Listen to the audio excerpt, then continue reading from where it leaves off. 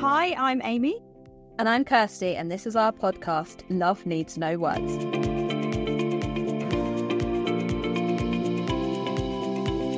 Hi everyone, and welcome to this week's episode of Love Needs No Words. Amy here. I'm flying solo this week as poor Kirsty's got COVID, bless her. I think it's going around at the moment. So just to recap for any new listeners, Kirsty and I set this podcast up exactly 2 months ago to help other parents with children with additional needs gain some support through hearing our story, hearing other people's stories, and advice from experts. So a variety of guests, of which we have lots lined up. And thank you to everyone who's come on as a guest already. Some amazing stories of strength and positivity in some of the darkest times. We really appreciate you all for being so open, and we've had some lovely feedback as well. And please, if anyone has any ideas or thoughts on who you would like for us to get on as a guest, we would love to hear from you either on Instagram, love_needs_no_words, or via our email, loveneedsnowordspodcast@gmail.com, or we're now on Facebook under Love Needs No Words. Thank you so much. So just to recap, both Kirsty and I have boys who are 4.5, both diagnosed autistic. Max got his diagnosis a week ago. I'll let Kirsty tell you more about that on the next episode. So a bit about Alex. He's pre-verbal. He still only has a handful of words and doesn't use them all in context. Max is verbal, and both have their individual needs. So Alex is very sensory seeking. He loves tight hugs, feeling different textures, and his favourite thing is jumping. So I mentioned on one of the most recent episodes that we've recently bought him a trampoline for outside, and honestly, it was the best thing we've ever done. He wants to go on it all the time and hardly asks for his iPad now. Being on the iPad wasn't like a major issue for me, but there was a time where I really struggled to get him engaged in like literally anything else. So this is incredible for us, and also something we can all do together, which is great. So Max struggles with busy environments and gets very overwhelmed. So in soft plays and places like that. And Kirsty talks about that in previous episodes, and also about how, you know, those situations can lead to biting, which his biting's getting much better now. But, you know, there was a time where that was really stressful for Kirsty. So if you haven't listened to previous episodes, she talks about that in quite a lot of detail. So if anybody's listening that's going through a similar thing, it's really useful to hear Kirsty talking about that. So Alex does speech and language sessions every week in school, and that's with a private speech and language therapist.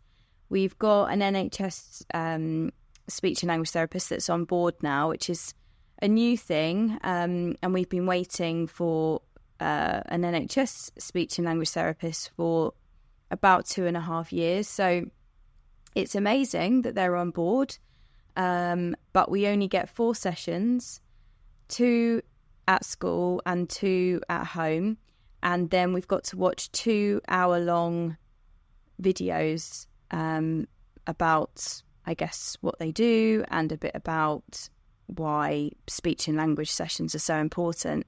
The irony is, if we hadn't been fortunate enough to go private to get a speech and language therapist, we would have only got one now, and he's 4.5. And I know the system's under a lot of strain. You know, I completely understand to that extent, but it is just insane that he genuinely wouldn't have got any support until now with an NHS speech and language therapist. And even that call to say he had some sessions would have been amazing. To then be told he only had 4, I actually don't know how I would have dealt with that, to be honest. So yeah, I feel very lucky that from the moment I was told in that paediatrician office that there was a very high chance that Alex had autism, I straight away found him a private speech and language therapist. And at that time, I could only afford to pay for it every other week, and that was a stretch. But it was the best thing I ever did, because she just opened my eyes to so many different techniques that some of which were like really obvious, but I just didn't even know where to start with it. So yeah, having her on board has been incredible. It's basically unlocked my world and Alex's world and allowed us to align in some way. That's the way I describe it to most people. She felt that PEC cards were the best thing for Alex, so communication cards. Loads of people have said to me, oh, did you ever try Makaton with him? But I couldn't get his eye contact enough to do it. And I know people say, oh, you don't need direct eye contact. They only need to sort of see you out the corner of their eye. But it honestly didn't work for him. I tried, and it's made me feel better actually that my daughter signed. So she's 15 months, but I've been signing with her since she was a baby because she's looked at me dead in the eye since she was born, and she's picked it up no problem. So it's just made me feel better that I was right. It just was never going to work with him. So I'm glad that Adele came along and said, look, this is the best way of communicating with him. And it's been great because he doesn't even need them at home at all now. So I can ask him to do certain things like put his shoes on, put his coat on. But by using those cards for so long, he now doesn't need them. So I used to show him the card that said, put your coat on. And then he used to put his coat on, to the point where eventually it was, in his book on like the third page, and he'd be able to go to the third page and give me it to say, put his coat on or put his shoes on, or he wants to watch TV. So, but yeah, that was all through her support in how best to use the cards as well, because also you could buy a ridiculous amount of cards with loads of different direction. Well, that's confusing as well. So we just kept it really basic, snack, drink, coat on, shoes on, and he seemed to really pick it up. I just think every child is so different, even children with neurodiversity. I think they all have their own way of doing things, and just because PECS works for one child doesn't mean it's going to work for another. And a friend of mine that came on the podcast, Emily Shaw, she has the same speech and language therapist, and her daughter's doing something completely different. So it's all in line with what your child will work with best. So anyway, if you're able to, or you're able to reach out to family members or even friends and say, look, this is going to be a game changer for them. If they have, not much communication, I would recommend it till the cows come home, that getting a private speech and language therapist is so important. So she now goes into the school every week. And yeah, she's amazing. So any tips on what I've done, and what she's put in place to help me, I'm more than happy to share. So just send us a message on love_needs_no_words on Instagram, because I'm always happy to help. So both Max and Alex have recently started school. We were talking about it a lot in previous podcasts, and a few of you have asked how they're getting on. So they're doing really well, thanks, and we're so proud of them. Alex really likes the routine of school. I thought he was going to. There's like a bell that goes off for snack time, so I knew he would love all of that. And he's just started to learn where he goes for lunch, and how the sort of way of the day works, and he's just kind of going with the flow. He's always been a bit like that, Alex. I've thrown so much at him, and he just kind of takes everything in his stride. So yeah, I'm really proud of how well he's doing. And Max is doing really well as well. So yeah, it's gone a lot smoother than we both predicted it would, actually. So that's a bit of relief. And year one is obviously a very different story. He's still very much kind of play, it's a playing environment. But what I have noticed from what they've told me is at nursery, they kind of let the child lead. So Alex could pretty much play with what he wanted all day long until bucket time. So he does bucket time through his educational healthcare plan. And that's all about attention play. And because of that, he's actually got really good at sharing and listening. So I really rate it. I know some people aren't a massive fan of it, but it's worked really well for him. So that was part of his day at nursery, that they did some time with him on his own. But at the school, even when he's playing, there has to be a reason for him playing. So in the sense that there has to be a direction behind it. So like whether he's playing with a peer or playing with a teacher, or he's drawing or writing, they don't let him kind of aimlessly wander around, because with Alex, he really, really needs direction. So yeah, that's I guess the level up in reception, is that he's not just wandering around aimlessly. There's real direction and focus now. And he even came back with a picture the other day, and he'd done some colouring in. I just never expected him to sit down and do any sort of colouring. So yeah, it's amazing. Teachers are amazing.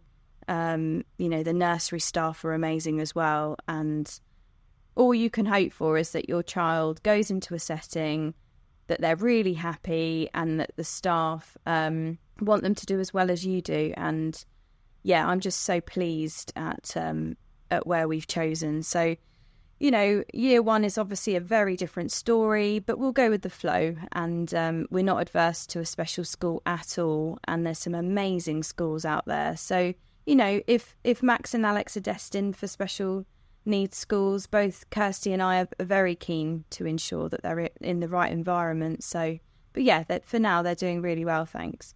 So moving on, I thought I could use this episode to answer some questions from you lovely listeners. So Molly J asks, how did you get your sons prepared for your second born? So thanks, Molly. To be honest, I just kept talking to Alex about the fact that he was having a sister soon. I kept letting him touch my belly, and I kept saying sister over and over, and baby. Obviously, at the time I wasn't sure if it was going in or not, but I just kept mentioning it all the time. Your sister will be here soon, especially nearing the end. There was a lot of talk around it, and also, there was a little cot appeared in the lounge, and he kept looking in it because it was, something new to the room. There was loads of like baby toys around. So he was definitely aware that something was happening. So I just kind of kept talking about it. And then the speech and language therapist actually recommend that I got a doll. So yeah, I just bought like a cheap doll, and I kept putting it in my arms and rocking it. And she said, just get him used to the fact that there will be another, child in the room soon, and these are all the things you'll be doing. And it sounds so silly, but it makes so much sense, because that's how I know Alex's little brain works, is he just needs to process things. It just takes him longer to process things. So yeah, I would just, it was just so random, but I would just sit there just rocking this baby, and I kept saying, John, rock the baby, and he was like, no, you're okay. But I hope it worked. I'm sure it must have worked. Let's just say it did.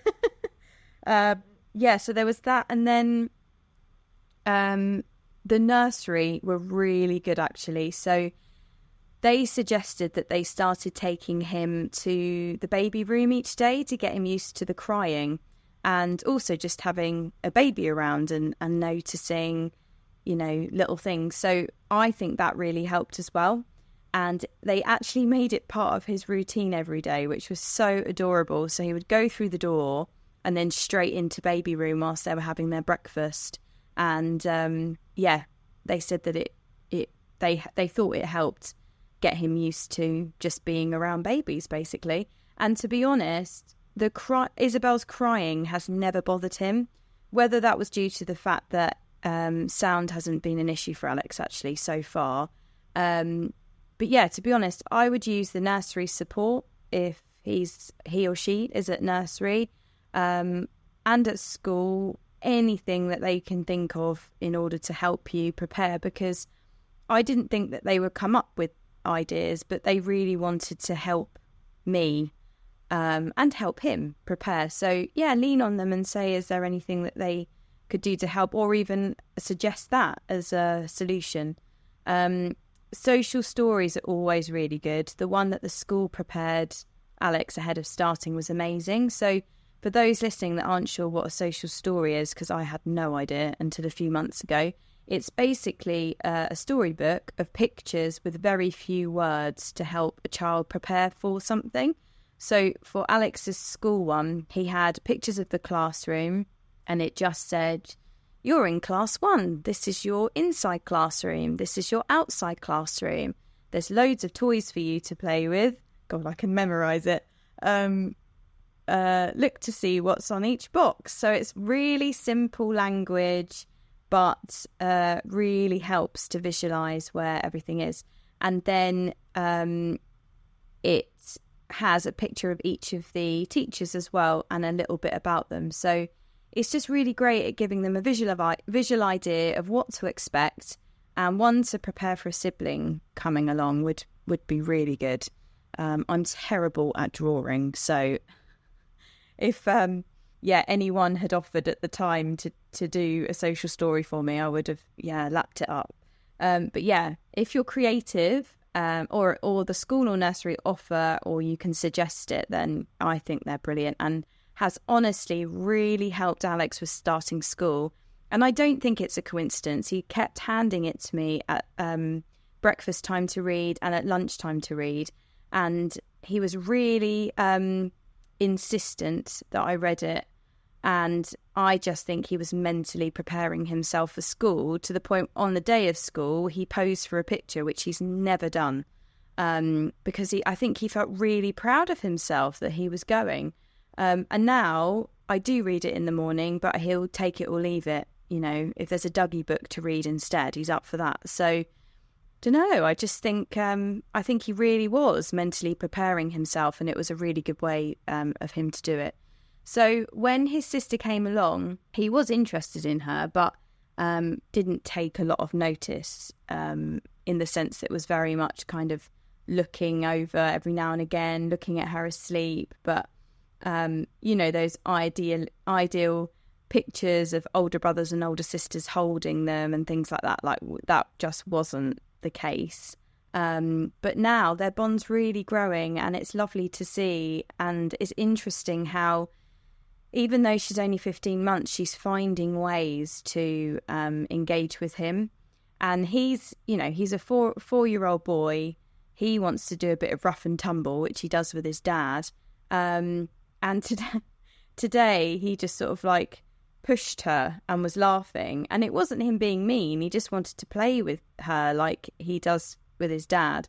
And I thought, oh no. And she just got up, giggled and pushed him back. So and it was all just jokey and fun. But now that she can walk and she's able to kind of pull herself up onto a trampoline, and she's able to kind of engage with him on this other level, you can just see the bond growing and growing, and it's really, really nice. And I know not everybody is lucky with that, and it's I know things can be different with different families, so it's not always the case that bond will come, or it will come much later. But for me, I've been really surprised with how close they're getting, with age, and they're still, relatively young. So some advice for any of you that are mums to be or are thinking about becoming a mum again. It's obviously all based on your child's needs, of course, but I have said it in a previous podcast, it was seriously the best thing I ever did. I think we all go through the worry that the second child may also be on the spectrum, and maybe it's because Isabel isn't presenting that way at the moment. It's easy for me to say this, but honestly, having her just took my mind off focusing on him all the time. It was all consuming that I wasn't doing enough. That's honestly what I used to think all the time. Is there any other games I could be buying? Is there anything else I could be doing? Is there any more courses I could be going on? I had Isabel, and bang, I can't do any of it because she takes up so much time. But how freeing for me that those thoughts are not going through my head 100 times a day anymore. Probably once a day I'm thinking, is there anything else I could be doing? But the rest of it is taken up by looking after them both and running in 2 different directions. So again, it's not the same for everybody, but I saw a post when I was umming and ahhing, and it said that it was the best thing that happened to her, and honestly, it's the best thing that I ever did. So if you're umming and ahhing, that's my advice. But you know, loads of people might think otherwise. But it took my mind off dealing with him all the time. But yeah, he didn't want to be in her space from day dot, as I said. Yeah, and also he was a real mummy's boy before Izzy came along, and I was really worried about how he would cope. But he leaned more into dad, and obviously, you know, John was really happy about that. So there you are, Molly. Bit more of a long-winded answer than you probably expected, but hopefully that's helped. So moving on to Lucy's question. She asks, do the boys sleep well, and do you have any techniques for helping sleep? Melatonin didn't work for us. Thanks, Lucy. So Alex didn't sleep through the night until he was around 2.5, 3, I would say. He would need milk in the middle of the night to get back to sleep. So I guess that's easier than other people have, because I know people that have to like get up with their child and they think it's the start of the day. I didn't have that, but I don't know if that's because the milk made him think it was still bedtime. I don't know. But I used to lay him down with another bottle of milk, and he used to drink it and go back off to sleep. But it's still broken sleep for, you know, nearly 3 years, where by that point I thought he should be sleeping through. And he also used to laugh in his cot. He still laughs a bit, and I don't know if anyone listening has this as well, but, you know, I used to think it was really cute, and I'd send the videos to my mum, and she would be like, that's really strange. Oh, it's really cute. But now I know that isn't sort of normal, in inverted commas, behaviour, and it was him stimming. Adorable, but it was obviously an autistic trait. And I mean, he babbles away to himself in bed now, and there's the occasional chuckle, but he is really good now. He'll go straight to sleep. But I've been really strict with a bedtime routine, and I know so many people that are, and it still doesn't make a difference. But we've always been really strict with a bedtime routine, and there's been times where, you know, family members have said, oh, why don't you just go here till late and they can just sleep in the pram? Well, that just doesn't work for Alex. He needs a routine. Otherwise, as you all know, he would just think it was like not bedtime. So we come up at 6:30, we do bath time, and then, he's story, bed, milk, lights out. And he tends to now go straight to sleep. But he's always been an early riser. We had 5 a.m. for a very long time. But since going to school and we've moved house and he's got a new bed, there's a lot that's changed. So I'm not quite sure what has helped. But he's now between 5:45 and 6, and we're sometimes getting 5:30 now. But this just feels like it's taken a long time. And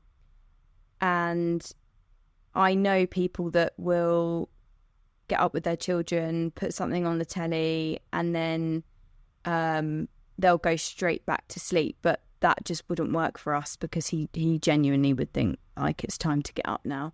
So I'm not going to lie, we do put something on for him to watch when he comes in at 6 till about 6:45 when we've got to get up. So Izzy stirs between 6:30 and 7, which we are lucky with her. She's always been a good sleeper, but I always said to John, I feel we deserve it after waking up in the night until he was 3. But, you know, a lot of, like, my story is very, very straightforward compared to other people. And I've heard some really difficult stories from some of you saying, you know, that you're up several times in the night. And 3 a.m. is the start of your day. So I really feel for you. And Kirsty and I have actually found a sleep expert that's going to come and talk to us. I know Max at one point was a really early riser as well, and Kirsty managed to crack it through a sleep expert. So you will get there, Lucy. I always say everything's a phase, but with our kids, you can never be sure. But we will have this sleep expert on in the next few weeks. So what I'll do, I'll let you all know when she's coming on, and then any questions you've got, just send me a message and I'll read them out to her. So yeah, sorry I can't be more of a help with that, Lucy, but we will get someone on that can help you more with that. And finally, Paige asked, how did you get your diagnosis so early? We've been waiting 2 years. Thank you, Paige. So I honestly believe if it wasn't for the paediatrician I saw with Alex putting on his form, this child should be seen as a child with autism, I don't think we would have been taken so seriously. And to be honest, from the start of this journey, I just wanted to get the ball rolling on getting him help as early as possible, because my thought process was, look, it might not be autism, but then, and if it's not, fine, but at least he's on a waiting list. So as soon as I started to think there might be something, I got him on a list as early as possible. And I know it's not as easy as that, because the waiting lists are so long now. It's insane. So I completely understand your frustration. I mean, we waited 1.5 years to get a diagnosis, and it did feel like forever. And don't forget, Alex was non-verbal. I really think that helps in the sense to them, by 18 months, they should be stringing some words together. He wasn't saying anything. So it's more obvious. It was more obvious. So I think that always helps. But there are lots of pages of support from parents of children with additional needs that can even give you contacts if you wanted to go private. I don't know if that's an option for you.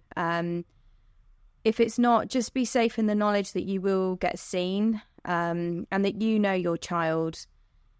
There's that whole thing of just because you've not got a diagnosis, you'll know in your heart if your child has got autism or additional needs of some kind. And to be honest with you, Paige, I used to just say my son's got autism before I even got a diagnosis if people ask, because when you have to say, they're on the pathway, it's just a bit frustrating, isn't it? So I used to just say, yeah, he's got autism, and he obviously was in the end diagnosed with autism. But I know how frustrating it is. I really do. And the problem is that a diagnosis is a gateway to more support, isn't it? So yeah, obviously we're all aiming for that diagnosis, but yeah, keep hanging in there, and in the meantime get any other help you can for you and your child, and definitely find a support network and a group of people going through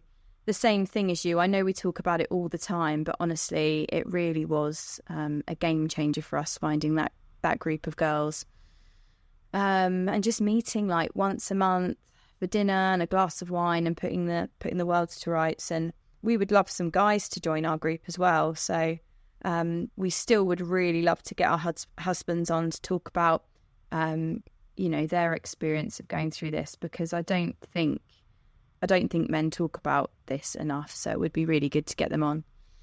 Anyway, thank you so much for all of your questions. Please keep sending them in, because it's really great to have a few episodes where we're able to engage with you all like this. So thank you so much for listening to this week's podcast of me flying solo. Get well soon, Kirst, and we'll be back on together next time. And I just wanted to say thank you to you all, really. We hit 1,000 downloads this week, and honestly, it isn't about the downloads for us, but it still blows my mind when we're getting that number, because the whole point of this was to help other people, like I said at the beginning, that were going through the thought processes I was going through when I found out Alex could be autistic. I just remember it being a really lonely place. I felt like nobody understood. I felt like people were judging my parenting all the time. I felt like a rubbish parent. I was going to say something else then. I felt like a really rubbish parent. I felt like I wasn't doing enough. And I had no other child to compare him to. So I thought I was destined for motherhood. Why is this not going the way that I thought it was going to go? I'm trying not to get emotional because it brings back so many memories of just feeling at a loss, really.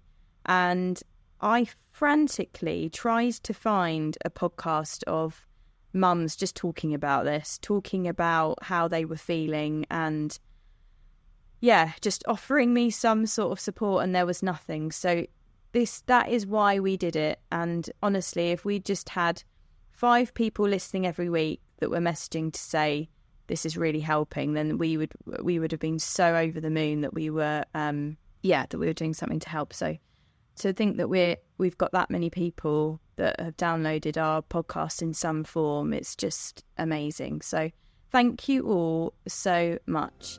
And next week we've got a guest on again, so I hope you enjoy and you all take care. And as I say, me and Kirsty will be back soon. Have a great week. Bye.